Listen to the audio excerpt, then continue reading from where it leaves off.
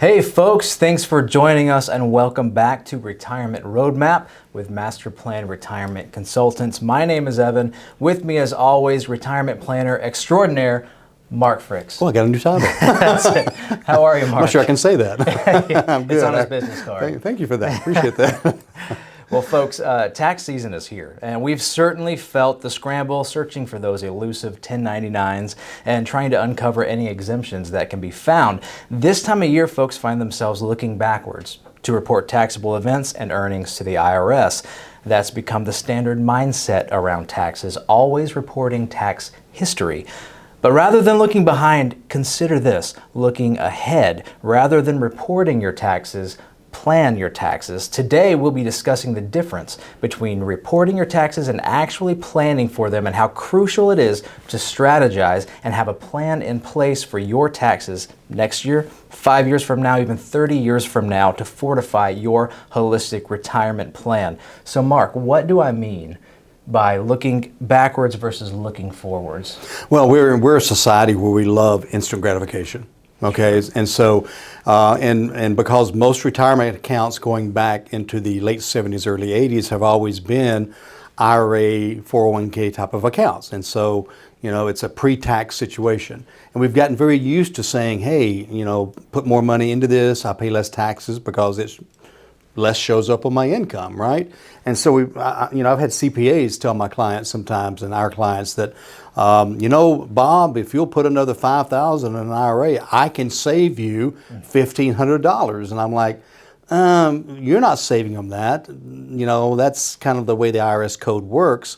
But you're also building up this nest egg, as you know, that eventually is going to be taxed. And as you like to say, and I like to say, there's a mortgage on your IRA or 401k or TSP, it's the taxes due type of thing. So we've gotten very used to that. It's become very easy. A lot of people, I can't tell you how often, and you've seen it too, that we get statements in this office for a Roth, which is an after-tax tool, right?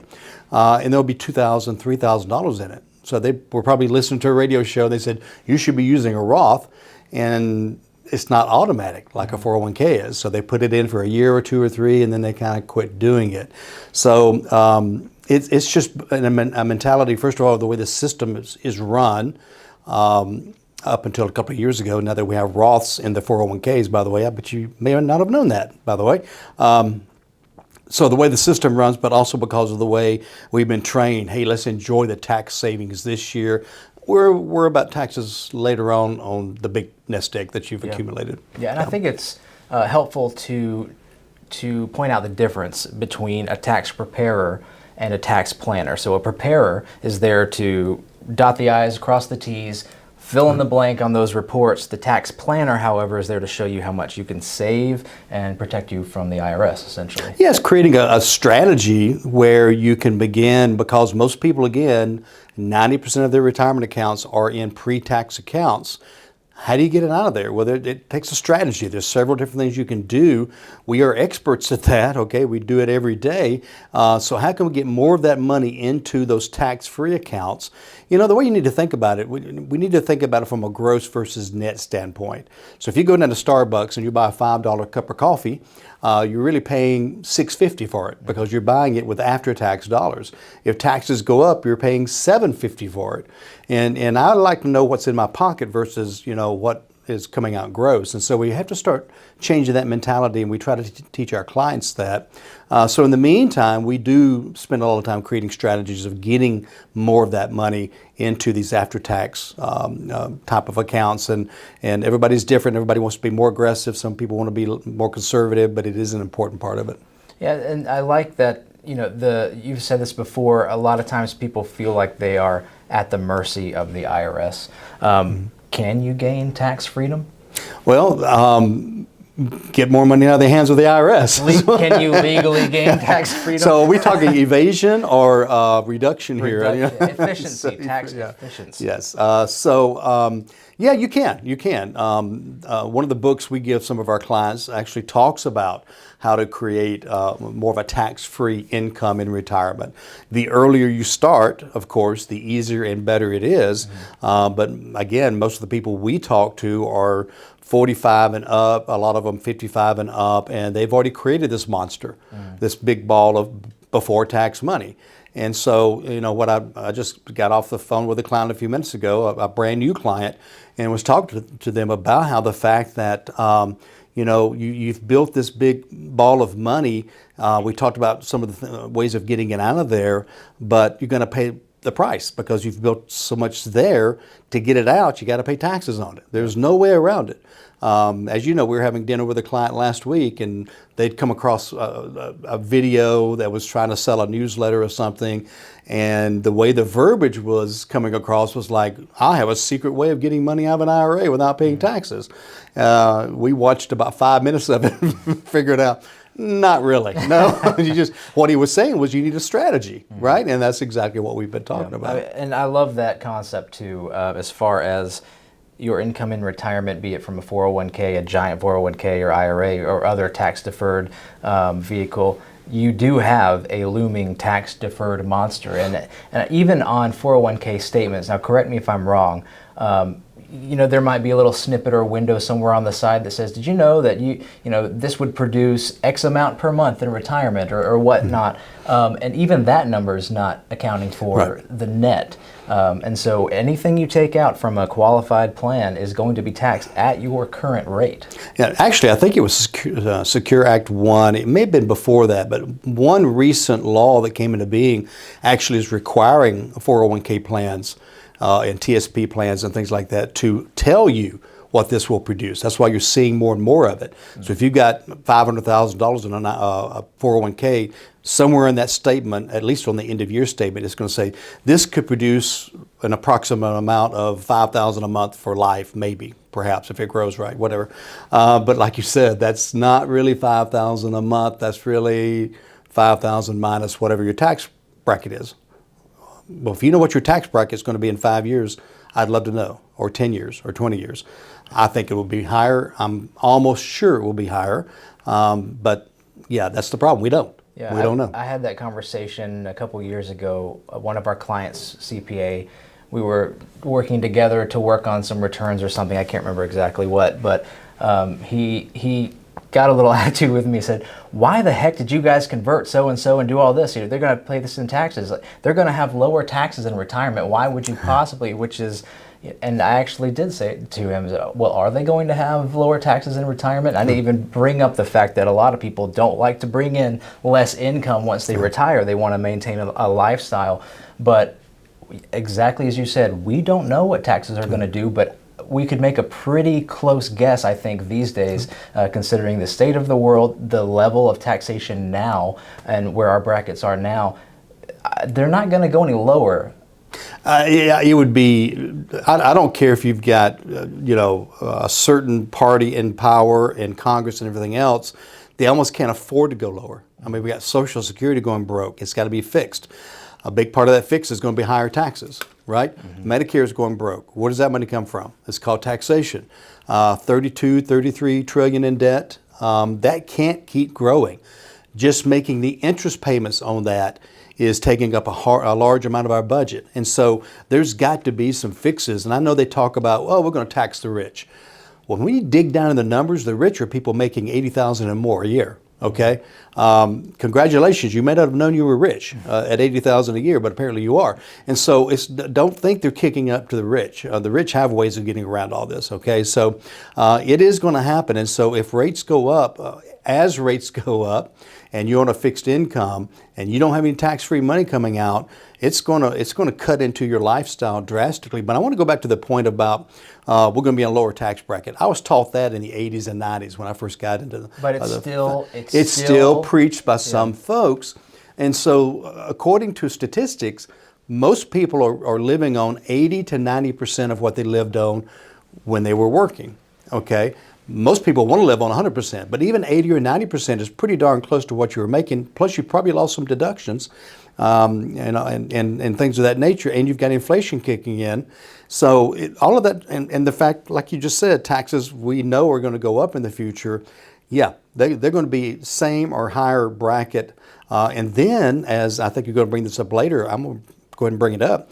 when you turn 73, you're required to take money out of your IRA. Could that put you in a higher tax bracket? You bet. Sure could. Sure could. So there you go. We have a few people we need to educate. Yeah. Well, and with the RMDs, it's not just, okay, now you have to take money out. That percentage grows every year. That's right. You mentioned inflation as well. Tax laws change, taxes going up. There's this growing snowball, and we've discussed this before. Retirement income need is kind of like an inverted bell curve. So the first few years may be a little bit more spending. Maybe you need a little bit more for traveling or whatever. You're younger, you can get around, you visit grandkids, you travel, you want to see the world. Absolutely. Things might slow down in the middle. You settle in a You're little 75, bit more. 85, 90. You start saying, I want to stay home and watch TV, watch the Masters, whatever. Or maybe you can't get around as much as you could health-wise. Yeah, spending goes down. Then what happens? You've got some medical bills. Those expenses start to rise, and then you keep in mind, none of this stuff happens in a vacuum. You've got the taxes, you've got inflation, you've got your RMDs that you have to take. I mean, there are many more things, and that just chops away at what you actually net. And don't even mention long-term care if that kicks in. Yeah. I mean, so that's huge expense. My parents are certainly aging a good bit, and they're at the doctor 3 or 4 times a week. One or the other one, and so it's just a constantly, whether it be a deductible or an out-of-pocket or some of the newer drugs that are costing $1,000 a month or whatever. It gets out of hand in those later years, and so I think this is a great point, the bell curve. And so maybe a little bit better bracket in the middle, but just because you're spending less doesn't mean you're making less. You're still getting the Social Security, you're still getting your pension, you still are required to take money out of your IRA. Okay, so that doesn't necessarily mean your income your tax bracket is going down. Just maybe you're not spending quite as much. Yeah. So. And without getting too far in the weeds, because we could go off in a bunch of different directions. But when you pull a withdrawal from an IRA or 401k, that is counted towards your income for the year. Just like ordinary income. Does that affect your Social Security that you might be receiving, or your Medicare that you might be receiving? It affects the taxation of Social Security. The higher your income is, the more your Social Security is taxable, but also Medicare Part B. So the more income that you have, which includes IRA money coming out, right now the minimum is about $172 to $175 a month per person for Medicare Part B.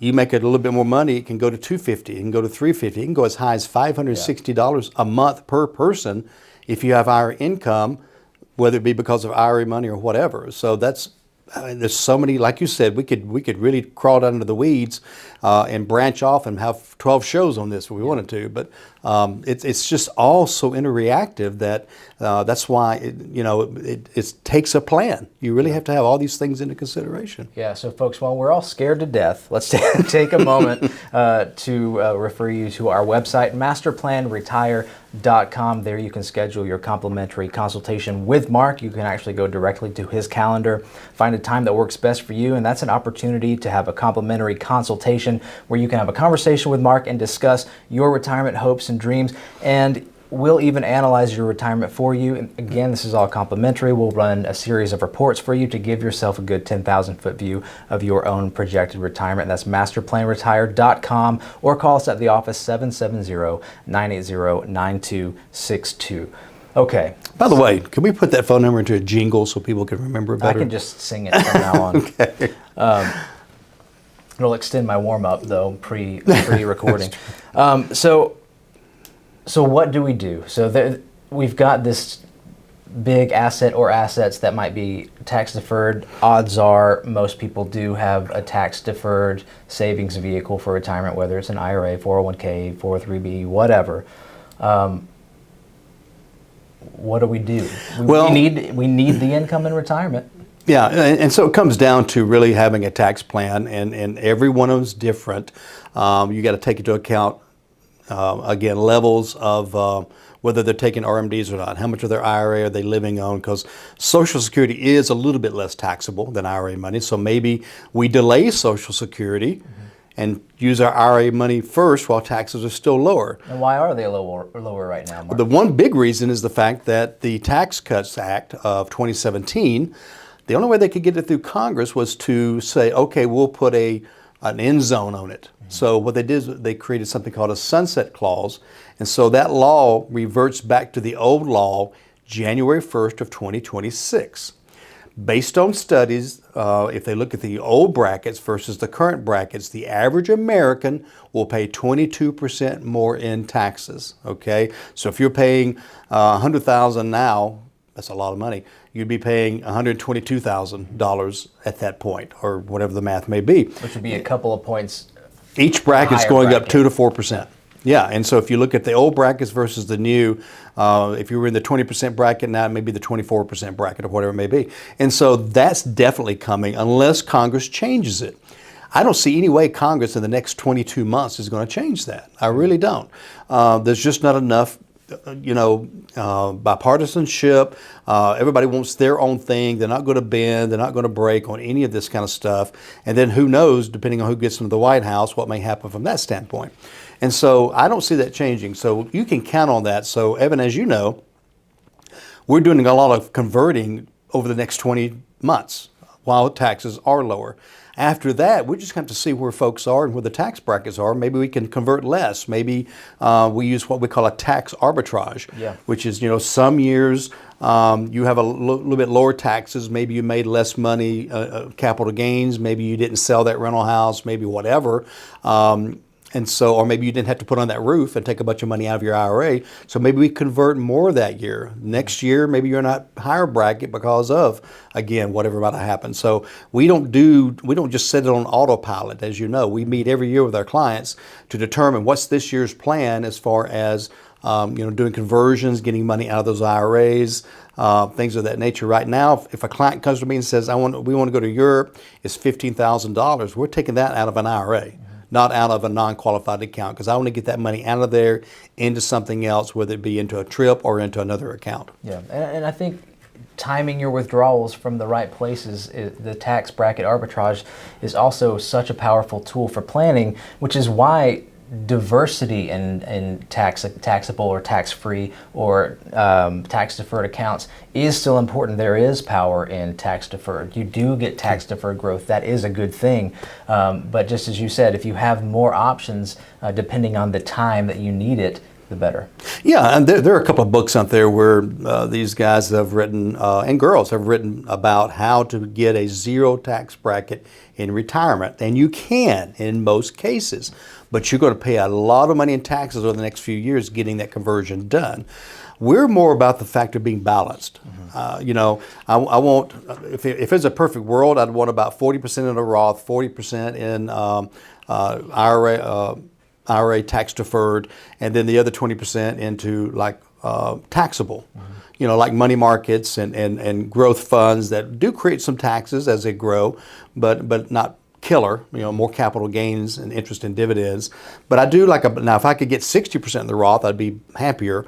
But we do need a balance, and if that money that's taxable, maybe we can kind of shield some of that too. Maybe use some municipal bond funds or portfolios or something that will make it less taxable. So we're looking all across the board, being diversified, making sure there's always liquidity available. And again, somebody calls us up and needs money. It's always a decision based on where they're at tax-wise. Yeah, and it's different for every client. Some clients we have a handful of clients that are being super aggressive towards minimizing their tax bracket in retirement, but maintaining the income that they need through various vehicles.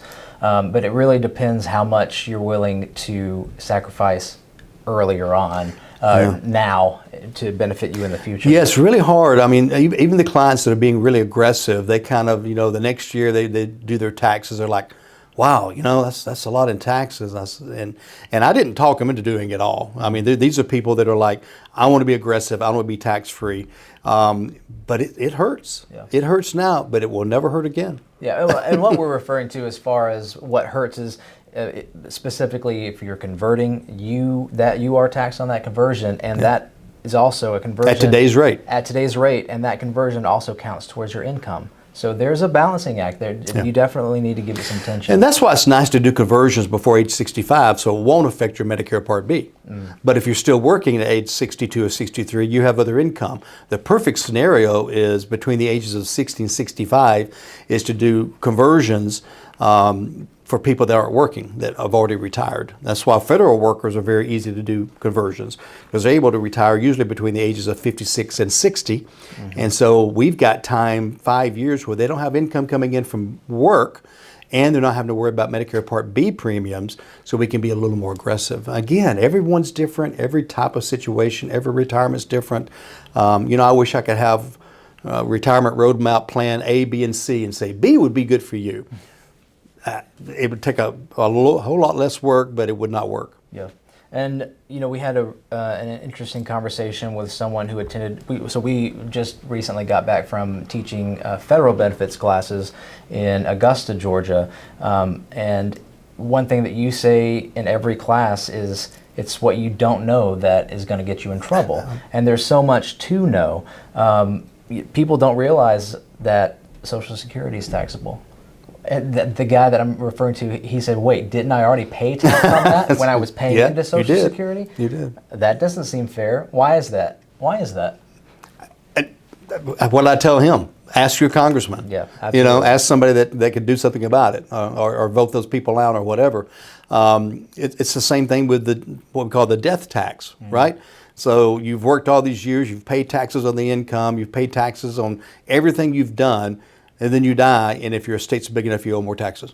And another point that you make, that there's always an audible sigh from all over the room, is your pension is taxable. Mm-hmm. Yep, pensions are between 90 and 100% taxable. So it's so many things that are taxable, and you're just not going to be able to avoid it. And that's why I love the magic of the Roth and Roth type investments.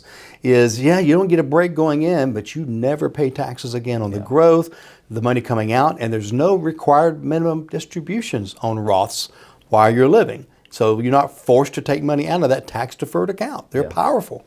Yeah, and we would say if you're a listener on the younger side, take advantage of that information now, because now is the time to put away as much into a Roth as you are able to do, especially if you have decades of employment or saving ahead of you. That will grow exponentially, and you will thank us in 30 years. You'll come to my funeral. So basically, definitely, because a lot of the younger people haven't reached their optimum income level either. So the tax break of putting money into a pre-tax is not super important. Mm-hmm. And if you get used to it in the beginning, you don't worry about it anyway. If you're not used to getting a tax break on your income, just start off with a Roth in your 401k if they offer it, and most people do now. Then you get used to it, and you move on, and like Evan said, you will be so thankful later on. Yeah, tax planning has become a larger and larger part in retirement planning overall. It's not just moving accounts around for efficiency in the stock market or efficient income or anything. It's perhaps one of it's top three. Yeah, for sure. It's top three most important parts. And what do you say? Now it might be that you could lose more to taxes than you could in the stock market. I really think you could overall during a lifetime. Yeah. Well, folks, thank you for joining us today. Remember, check out our website, MasterPlanRetire.com, to schedule your complimentary consultation, or call us at the office, 770-980-9262, extension. Oh no, I was about to give you my extension. I'm not giving you my extension. I'm on road a little bit. But I do want to say one thing while we have a little bit of time left. Yeah, extension 2. Yeah. That's not mine. We want to do another Q&A episode. So if you're listening or watching this, email us at info@masterplanretire.com, info@masterplanretire.com. Submit your retirement questions. We'll read them off and answer them in an upcoming episode. Yep, sounds great. So in the meantime, visit the website, schedule your complimentary consultation. We'll run you the reports. You'll get a much better view of your retirement. Until I see you, though, I want you to remember one thing: plan well and prosper. Take care, everybody.